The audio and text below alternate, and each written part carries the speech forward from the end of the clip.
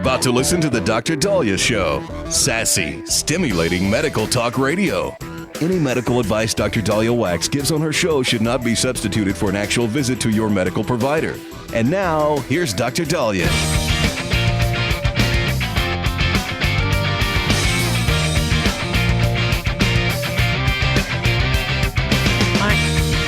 We are back on the Dr. Daliah Show. Thank you all for tuning in. 1-877-Dr. 1-877-DOCDALI. So many questions I get have to do with the demasculization of men.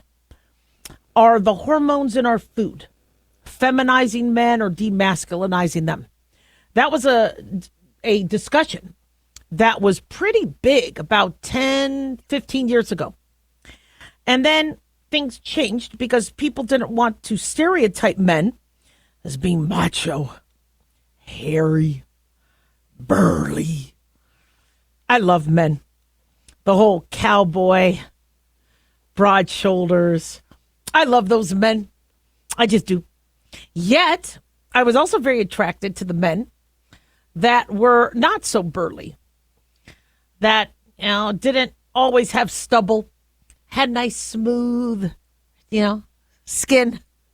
So I could fall in love with any man, to be honest. I think I love men, and it's more about the personality and how I feel around them and how they make me feel. But it is a question that has come up not only from a medical standpoint, but also from a societal standpoint. In fact, I think former President Barack Obama said that we, made a mistake by not lifting up men and boys. And, I'm just noticing this anti-man sentiment, which I think is very harmful, and it's ridiculous. I had a father, I have a husband, I have sons. If you're anti-man, you're anti-me. If you're anti-man, then you're also anti-woman. So don't be anti-anything. That's ridiculous. But, the idea that men are becoming less macho and we are, trying to, I don't know if you've seen these memes where you'll see the, Gen X version of a man, cowboy on a horse, and the Gen Z version of a man, riding a scooter. Look, I see some pretty burly Gen Z men.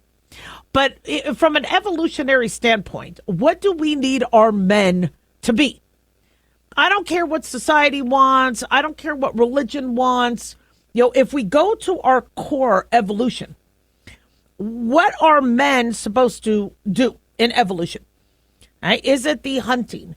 Is it the complementing the nurturing female partner or the nurturing partner, and them being the one that will take the risks and go after the bull, or a kid is drowning, will jump into the water, like that in Disneyland. Now, that Disney cruise where the kid fell off, I would have jumped in. But most likely my husband would have jumped in before me. And then I would have still wanted to jump in because I'm like, I want to save my kid too. I couldn't be standing there screaming and freezing. I would want to do something. But then now if I become a victim, my husband would be distracted. So I would have probably tried to jump in first because there's no way I would have wanted to stand on the cruise ship, waiting to see what happens to my baby. I would have jumped in. But the role of the male in the animal kingdom is to make the sperm and to propagate with the female animal. And in order for that to happen, these males need to compete. They have to have a competitive edge. They have to be virile. They have to be able to make sperm. They have to be fertile.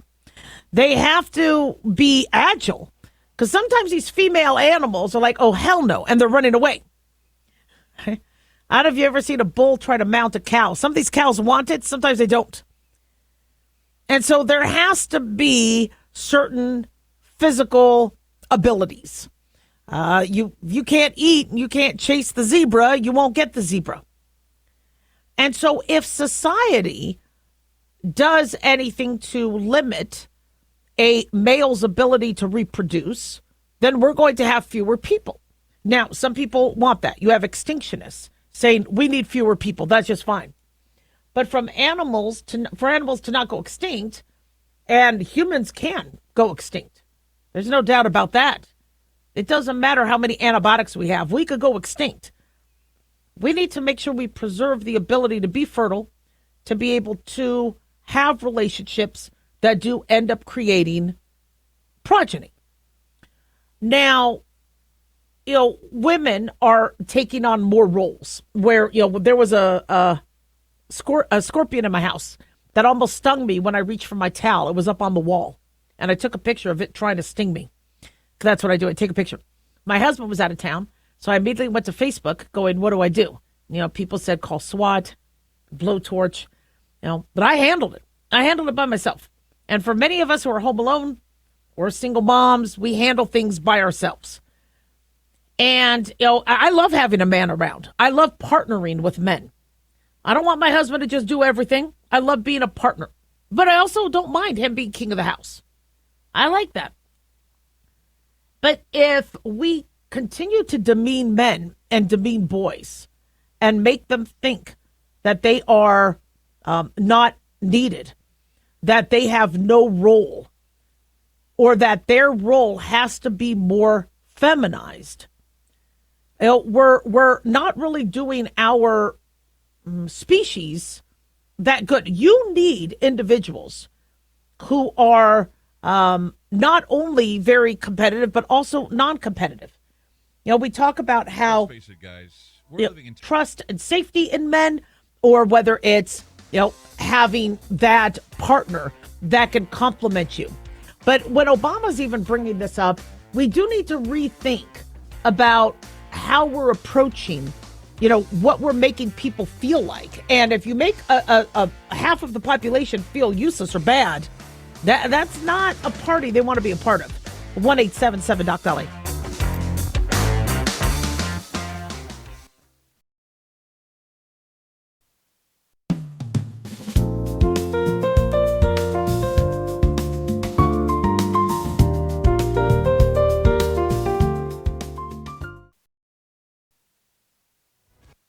This is an urgent announcement for anyone that's $10,000 or more in debt. Before you make another minimum payment, you need to know there are special programs that can completely free you of your debt. Total Financial Freedom can help you become debt-free in months instead of years. Resolve your credit card debt, signature loans, department store cards, internet loans, and timeshares. Call Total Financial Freedom now at 800-878-6020 for a free consultation. For 16 years, Total Financial Freedom has helped thousands get out of debt. You can feel confident when calling because Total Financial Freedom is A+ rated by the Better Business Bureau. Battling for years and years stuck in the endless cycle of minimum payments could take decades. You have the right to get your debt resolved and substantially reduce your monthly payments. Call Total Financial Freedom now at 800-878-6020. That's 800-878-6020. 800-878-6020.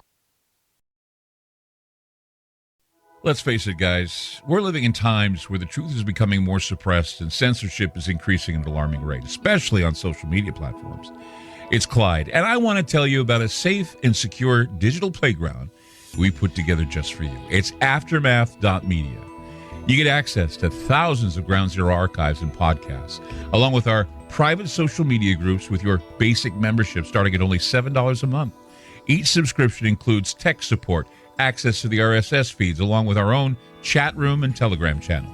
In addition, the premium membership includes research study groups, webinars, a document and movie library, a live video stream of Ground Zero, a monthly Zoom chat with me, and other bonus content. Be sure to check out our yearly specials as well. Sign up today while you're thinking about it. Sign up at aftermath.media. Again, that's aftermath.media.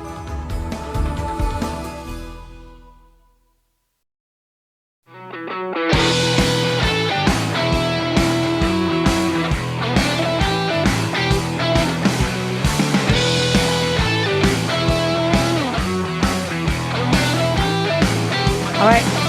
We are back on the Dr. Daliah Show. Thank you all for tuning in. 1-877 Dr. Daliah, 1-877 DOCDALI. Big thanks to Talk Media Network for making the show happen. Big thanks to Daniel, our producer, and big thanks to you all for tuning in. We really do appreciate it. Don't forget to follow us on Twitter or X at Dr. Daliah, Facebook, The Dr. Daliah Show, and on YouTube. Click like and subscribe. So one of my listeners was responding to a segment I had a couple days ago on family, dumping a senior family member on the other family members and not owning up and helping out. So only one family member gets stuck. And one of our listeners said that he is in a position where his wife has threatened to divorce him if he takes on any more of a role with the senior family member and what to do in that case. Now, this is a very common occurrence. The average family or the average spouse does not like their in-laws. And there's sometimes very justified reasons for that. And so, when we look at seniors aging, you have an aging parent. And I'm living through this where the siblings are like, sorry, it's all on you. Don't give us any duties. Don't try to share. We're not even going to talk about it. It's not a good situation. When you have the wives or husbands going, are you kidding me? Oh, they're not moving in with us. They're not moving near us. If they do, I divorce you. And so if you are married to somebody who doesn't want to take care of their in-law, now, even if you wanted to help, you're in a situation where you have to choose between neglecting that family member and keeping your marriage whole. It's ridiculous, but it is common. It is so common. And we really have an epidemic or even pandemic of seniors not having support from their children. Now that society is so differently, it used to be all the family used to live together in the same street or neighborhood. There was always aunts and uncles and cousins. There was a team. And a lot of my Hispanic patients and friends, they still have that family unity. But a lot of other families, no. Everybody moves. They go off, find a job. They start to deal with their own lives. And whoever is in the nearest proximity to the senior family member just has to take it on. Now, if you are a part of a family of ethical and really good people, they will combine forces and they'll say, how do we make this work? We'll come to visit. We'll share. We'll move them out. We'll spend time. We have better resources in this state than yours. There's a lot of things that can be done. But if you have brothers or sisters or family members that really don't care and they want to take advantage, now you're having an issue. So what if your go-to family member that would help you with, let's say, a senior parent tells you, my wife is threatening to divorce me? Well, one, if you're in a marriage, this is what I would say. If your marriage is that delicate where you trying to help out a aging parent is causing your spouse to want to leave you, that marriage is not a good marriage. I mean, if that's the marriage you're in, you're kind of married to a piece of crap. Because everybody has aging parents. Even if those aging parents were horrible to you, we all have a sense of duty. But the pandemic is such that one of the reasons why we have such an issue is we don't have enough government resources. There are government nursing homes. There's certain aid, but people feel those are horror stories. People feel that those options are so bad that family members have to promise the senior person, well, that's not going to happen to you. We're not going to have the state take care of you. But to take care of an elderly individual can be thousands upon thousands of dollars a week. I saw my parents go broke trying to take care of their parents. And then me and Corey went broke bearing two, after they died, of course, bearing two family members in a 3-4 month period. Just the funeral costs, because we come from a family where nobody saves for their medical needs, or everybody was poor, whatever. So the 5-year plan for everybody in my family is to rely on me. And I got to tell you, I don't have the funds. It's not going to happen. And so for those of you in a very similar boat where nobody's doing the research, nobody understands that having, all this home care is going to be very expensive and the money could run out and Medicare only covers for so much. When you talk to your spouse about how do we do this and their answer is, I'm going to divorce you if that person moves near us or moves in with us, that's a problem. So one is you got to get everybody to calm down, but you also have to explain to everybody that we all play a role. And if you are going to be there for that person's spouse or parent, they're going to have to step up now. And it's amazing how so many marriages are so rocky and on thin wire in terms of foundation that I see divorce after divorce happen because the final straw was an elderly parent got sick. And they didn't want all the way you're handling your siblings, and you're the one now stuck with all the finances, and now we're financially ruined because you won't stand up to your brothers or sisters or whatever. It's a mess. And the elderly parent doesn't necessarily want all this drama. But oftentimes they don't help either because they have all these demands and sometimes you can't meet them. So if you have a spouse that's threatening divorce, they're already not worth their weight. Honestly, if you have a spouse saying, look, I'm only married to you, as long as the in-laws stay X amount of distance away, that marriage isn't going to last because eventually the in-laws do need to come near you because they need help. Elderly parents need help. And the most fair way is to split up the duties or to rotate or to have somebody live with, there's so many fair ways. But when you're dealing with family members who don't want to be fair and want to dump, it really breeds and brews hostility. And then now you actually see, even within the marriages, it falling apart. So what you need to do is, one, is understand what is their concern. I get that having in-laws around can definitely weigh on the marriage, and you don't need any more stress. I get that. And having a family member move into your house is not always a good idea. It's cheaper, but it's not good for a marriage. There's a lot of stress. I remember when my grandmother moved in with us because there was no money to support an assisted living. And my mom and dad were always fighting. It's not easy to have somebody else in the household who you don't want. But can families group together where they're nearby, where they're, living in an apartment or an assisted living facility? But the problem we have is they're too expensive. And nobody talks about this. Nobody talks about what to do with an ailing parent. And the baby boomer generation is a big generation, and they are aging. And the traditionalists, they need help. And rather than having the nuclear family around, everybody's off doing their own thing. Well, I'm not close. Well, I'm not close. Whoever's the closest. And I have seen families fall apart. And it's heartbreaking. And it also shows the true colors. And so, if you are in a position where you think you're going to lose the marriage, get into counseling. A counselor can also help provide solutions, because you neglecting a senior family member or dumping and you ruining relationships with the rest of your family member just to save your marriage, which is going to probably end in a couple years anyway. Your marriage counselor could offer some suggestions. Look, the family member doesn't have to move in with you guys. You could do this.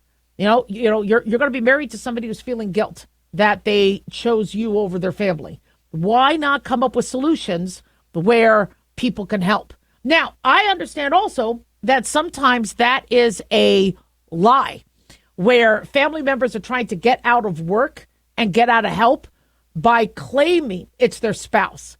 They're too chicken poop to say it's them. So they blame the spouse, saying my spouse is going to divorce me if I help out. You can't force or legally force family members to help. You can't. And when you're trying to do, the right thing and the ethical thing, it's hard. And there's a lot of us out there that are lacking support, and we're being crapped on by family members who should be there for you. And it's really heartbreaking. But, if you're getting that pressure from your spouse, get into counseling, get into a doctor's office, because you need them on board, because it's going to be a long ride. The 1-877-Daliah, don't go away.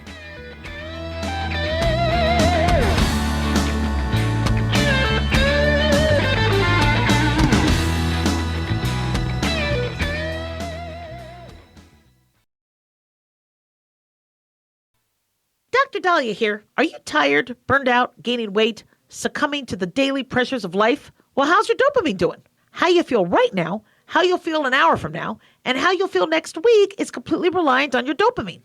Our daily motivation and willingness to push through challenges depends on the intricate chemical process dopamine provides. Christian Kalikas and I created Deploying Dopamine, a book that tells you what dopamine is, when it dysfunctions, and how to successfully deploy it when needed. Find Deploying Dopamine on Amazon today. Check it out.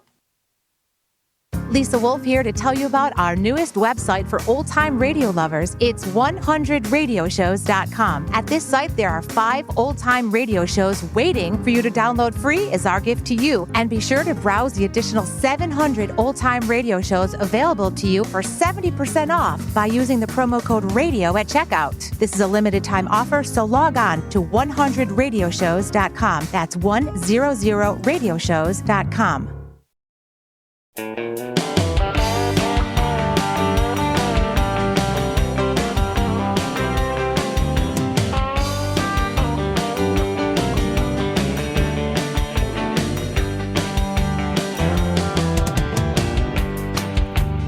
All right.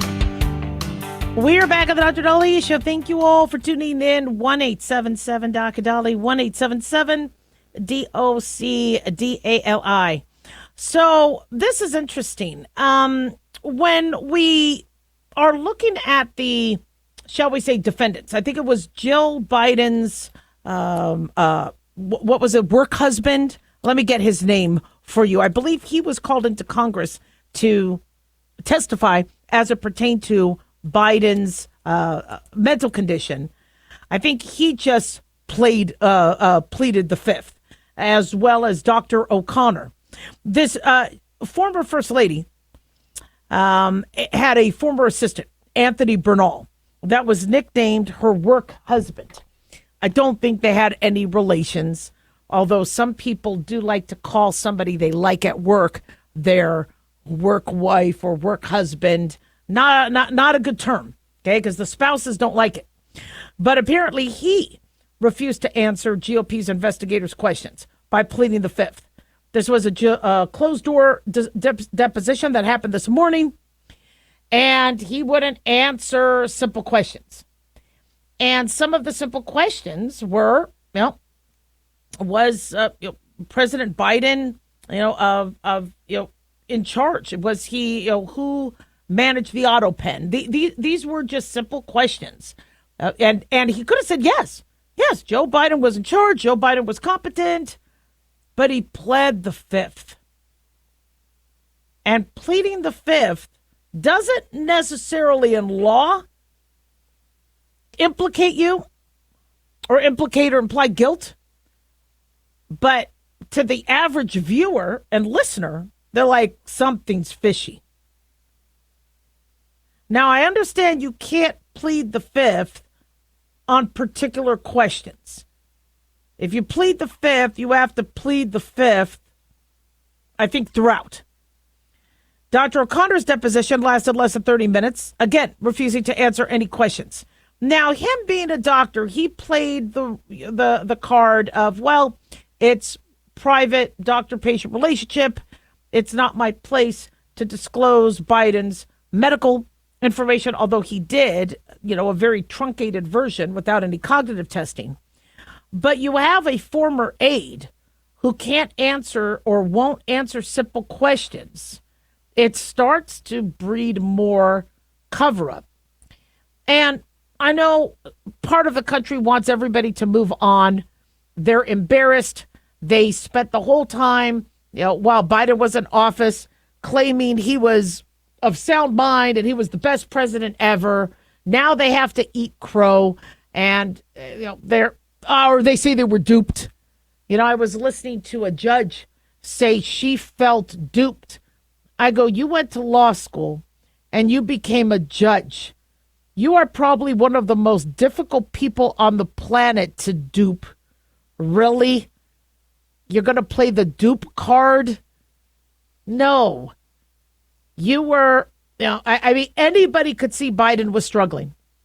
And even though you have a lot of Americans say, let's move on, let's just move on, attack Trump, move on. My issue with it is, who is the medical team for our current president, and are they doing their job? And any future president, will they do their job? Do we have medical teams that are not only missing cognitive deficit, but missing stage 4 prostate cancer? O'Connor's testimony, I was very interested in, not so much for Biden, but also because we might have to change the guidance on prostate cancer screening. When you have a president that claims they were completely healthy months prior, planning on running for a whole second term, and then weeks after leaving office, we're told he was found with stage 4 aggressive prostate cancer, and nobody picked that up earlier. If it isn't the doctor's fault, maybe we physicians and patients need to be schooled on new narratives as it pertains to prostate cancer. The idea, no, we aren't going to recommend routine screening. Check with your doctor. If you're high risk, make a personal choice. Nobody wants to be a Biden. Nobody wants to be, I am 100% fine, ready to run for office, but I'll step down because people are asking me to. And then all of a sudden, wow, I have cancer that's spread to my bones. People want answers. Did Dr. O'Connor sleep on the job, or did Joe Biden refuse? Now, the safest thing for them, and I understand they're all pleading the fifth. They don't want to get themselves in trouble. It's easier for them to tell Republicans, I'm pleading the fifth. But boy, are things suspicious. And now the American public is going to say, how did you let her, even if you were fans and you loved Biden, you're mad. You're like, you didn't catch this? Now, again, the one thing that would save O'Connor is Biden refusing every time he suggests something. And he has AMA forms, which he might need to show if the medical board deposes him. Now, a question I get asked, is anybody suing Dr. O'Connor for negligence? He missed stage 4 prostate cancer. I don't think the Biden family is going to sue him. Because if he gets sued, then all the medical records come out. So he may get off scot-free. Now, again, it's not his fault. Dr. O'Connor will be innocent if he has all the AMA forms showing that Biden refused prostate screening, refused prostate testing, refused cognitive testing, refused MRIs. Now, although he did have back pain and orthopedic issues, that should have been, some early cancer would have been picked up on that. So if he has all those AMA forms, but somebody can say, yeah, Daliah, but somebody else is auto-penning them. So yeah, is Biden really signing them? It's sad because our commander-in-chief should have the best medical care. And our commander-in-chief didn't. Or he did, and the American people were lied to. It is a scandal. And we need to figure this out before this happens to another president. And when you see that the aides don't want to talk about what happened, that's no surprise. Of course, everybody's going to keep quiet. The last thing they want is to be grilled by people who are attorneys on that committee and then disclose the mess of the Biden administration. The Democrats can move on. The Democrats will be able to win future elections because their issues isn't so much Biden and lying. The politicians have always lied. Their issues are, what are they standing for now? Are they supporting Zoran Mamdani, a socialist who won't condemn globalizing the Intifada terms. So the Democrats, their issues have to be, what are they going to do in the future? What are they going to do differently? Because they lost a lot of votes. But now it wasn't in their best interest to answer. It just, to me, it made it look more fishy. Now they could have answered, look, I worked with, you hear from many Congress people, I didn't have that much exposure. Like, I think Congresswoman Crockett, I didn't really have that much exposure, but the time I did, the moments I did, he was very lucid, and he was, really, you didn't watch the television. And here you have Trump, such a stark contrast where he is talking to the media all the time. It doesn't look like he's taken one day off. But I want to know what's going on because as a doctor, I want to make sure that whatever guidelines we have don't need to be updated. If Biden's cancer really went from 0 to 90, then we need to change our guidelines immediately. So can we just get some clarification on what happened with our former commander-in-chief? 1-877 Doc Daliah.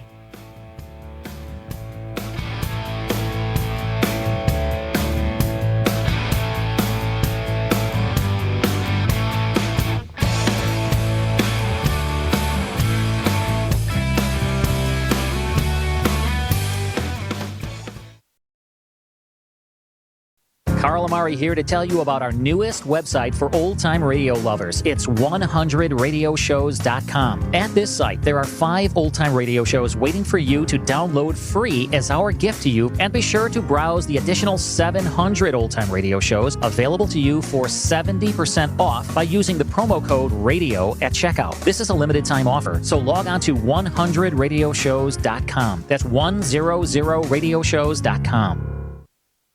Have you ever thought you'd like to buy and sell houses but didn't know how or where to get the money? My name is Ron LeGrand, and over the past 40 years, I've bought over 3,000 houses without using my money or credit and taught thousands to do the same. Today, even in a virtual environment, we buy nice houses in nice neighborhoods using no banks, realtors, contractors, or other costly entanglements, and build huge cash flow and wealth without the hassle of tenants, all without credit and little or no money. You don't need a license or experience, and I'll show you exactly how it's done.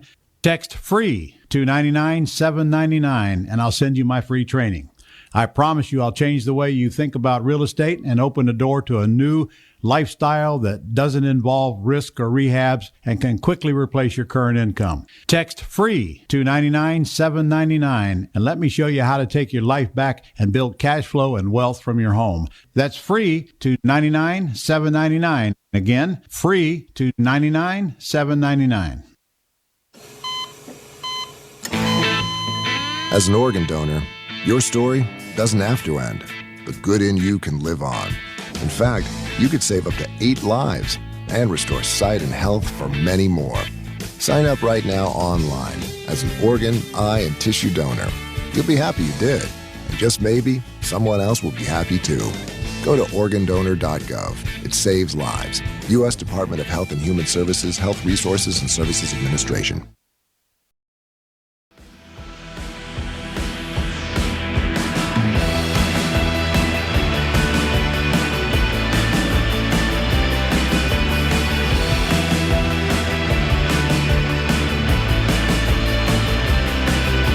All right. We are back on the Dr. Daliah Show. Thank you all for tuning in. 1-877 Dr. Daliah, 1-877-DOC-DALI. So while most doctors tell you to not watch TV before you go to bed, shut off all your screens, shut off any LEDs, read a book, have some candlelight, take a lavender bath, have sex to go to sleep. I watch TV before I go to bed, and it actually helps me sleep. But it has to be something in particular to watch. I have to watch something that is very light, not scary, not sad. And for me, I've noticed it helps. And I think it's because My day is all about patience and life or death and politics and the news. And so I am surrounded by things that in my mind, I'm worried about family members. I'm worried about everything. So if I watch something that is fluff, it helps me clear my mind. One of the reasons why a lot of us have insomnia could be our caffeine intake. It could be our poor diet. It could be our poor sleep habits, alcohol intake, whatever. But a big reason why I've had insomnia is most of my thinking happens then. I was always so busy running the office, dealing with the kids, that the only time I had to think was when I was lying down in bed. Well, that's when I'm like, oh, so I got to go to this. I got to do the laundry. I have to buy this. I have to pick this up from my mom. I have to do this. And then all you're doing is thinking, and you're trying to remember. And so if I see something that kind of empties out my mind, it helps. So I'll watch something like I'm watching Clarkson's Farm now, and sometimes I watch this boat show. There's a guy from Norway. It's called NBS, No BS, Just Sailing. And he goes to all the old Viking historic sites, and he sails the boat, and he has it calms me down. It's great. I could watch that, then I could fall asleep and not need any sleep aids.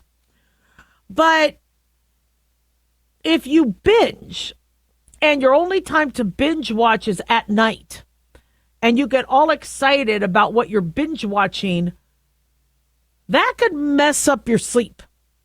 So a study looked at your late night TV binging, how it could sabotage your brain health and affect your sleep. Now, for those of you going, I can't wait for the next episode. I can't believe that was the cliffhanger. You can't be watching shows like that where there's a cliffhanger, like White Lotus. It was a great show, but the cliffhangers, I'm like, well, I can't wait for the next one. Or Game of Thrones had that too. You really don't want to so it really depends on what you're watching. I would recommend any binge shows to be earlier, and that you just listen to music or don't watch TV or lavender baths or something fluffy. We call it fluff pieces in journalism when it's not something that has a lot of relevance and heavy subject matter. And, that might help. Now, interestingly, Squid Game, do not watch that before you go to bed. So I watched Squid Game by myself because I didn't realize it was out, and I knew there was going to be a lot of spoilers, and I was going to be, talking about it on air. So I watched it before my husband watched it and the kids watched it. Well, then my husband's like, you watched it already? I go, oh, I'll watch it with you. Okay. So then I watched Squid Game with him. And then one of my sons is like, Mom, you want to watch Squid Game with me? I cannot believe I sat through season 3 times. I can't even believe I sat through one. It's good. Squid Game is good, but I did not like season 3 compared to the other 2 seasons. But I got to tell you, when you watch that, it's really hard to sleep afterwards. So if you are going to watch something that has a lot of cliffhanging, etc., but there's a science behind this. People really struggle with sleep. And one of the reasons why we struggle is we have our laptops on. We're playing video games. We're checking our phones. That messes with your sleep. Some of us have been able to overcome, and I have. I could check my phone. I could put on my alarm, do what I need to. The problem is I'll get a text from a family member, and then that'll stress me out. And when my mom would text me right before I would go to bed, I was done for. I was up the rest of the night. I got stressed out. So you need to, whether you're doing an exercise regimen, whether you're doing a diet regimen, you need to have a process and you need to have a plan. See, we go through life going, I just don't want to have to think about going to the bathroom. No, when you get to my age, and I'm middle age, you need to actually plan out your potty. Because if you don't have a plan and you don't do things regularly, it starts to impede life. And we forget that these things take time. The reason why a lot of people don't work out, it's not that they dislike working out. Working out is fun. It's just you have to plan. You have to process it. And for those of you who live on the fly, it doesn't work. But if you have a regimen, like for me, I can't go to bed until I've done my steps or I've done my workout. You know, I can't eat dessert unless I've had some vegetables. I can't drink any soda, which I really don't like to drink anyway, unless I've at least had 4 or 5 bottles of water that day. You know, I come up with rules and regimens. And you have to do that even with sleep. So for me to sleep, I have a process. One is I have to make sure the dog is not going to wake me up. And the dog likes to have a drink before she goes to bed. We call it cocktail hour. So I get her fresh little water cup. It's a saucer. It's a cup and saucer. Don't ask, because she doesn't want to drink from the doggy dish. So I make sure she has her water. I make sure she has a place on the bed, and she's good, and that she's already gone pee-pee. So 1, that's done. 2, make sure my alarm is set. 3, take a hot shower before I go to bed to relax the muscles. 4, make sure everything's locked and everything's done and ready, and I know what I'm going to wear the next day. I've been a little bit less in that, but I used to, I don't have it laid out, but I know exactly what I need to do. 5, brush my teeth, do my skincare. And then with my husband, do not talk about he does not like me to talk about anything work-related. So just fluff. So then he doesn't have issues sleeping, and he sleeps really good. And we developed, it took us 25 years of marriage, but we developed something we could, so that we're able to figure out how to sleep. And it works. And neither of us have to sleep in a separate bed. We get to sleep together. It's wonderful. So put in a little bit of work. And I know it's not easy. Starting a new diet, starting a new workout regimen, making sure you potty, making sure you could sleep, incorporating check-ins with family members. It's not easy. It's much more easy to stay the path and not start to take a fork in the road. But I got to tell you, you'll be healthier. And I really want to ask people, what are good shows that they watch? See, my problem is if I go on Facebook and say, what's a good show to watch? Some people are right on the money, and others, I'm like, what were you talking about? This show stunk. Really? You like this? The problem is people really differ in their likes. I've been blown away with some of these shows where everybody said was good. I'm like, really? They're making more seasons? That was horrible. Look at these movies. I still don't understand why Barbie was a hit. That movie was horrible. The costumes were nice and some of the music, and I love Margot Robbie and some of the actors, but the storyline sucked. She was crying for most of it, and they lost a great opportunity to make a good movie. If I would have done the Barbie movie, it would have been way different. Kind of almost like not a superhero movie, but it would. But people said they liked the movie. Really? So, put some work into it. And if you do watch something at night, make sure it's fluff, something light. 1-877-DOC-DALIAH.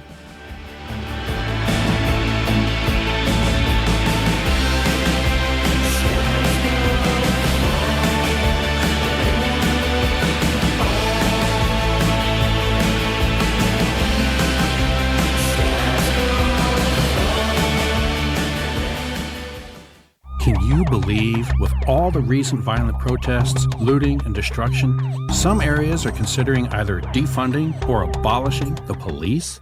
At a time when America's neighborhoods need the protection of police the most, some elected officials would rather create more chaos by playing politics. If you're sick of elected officials caving in to demands of the radical left, you're not alone. It's time we stand up and declare our support for local police. The majority of police officers are important partners in protecting our God-given rights. If you prefer freedom over chaos, then learn how you can help protect the local police that serve your community. Call today and request your free Support Your Local Police info packet.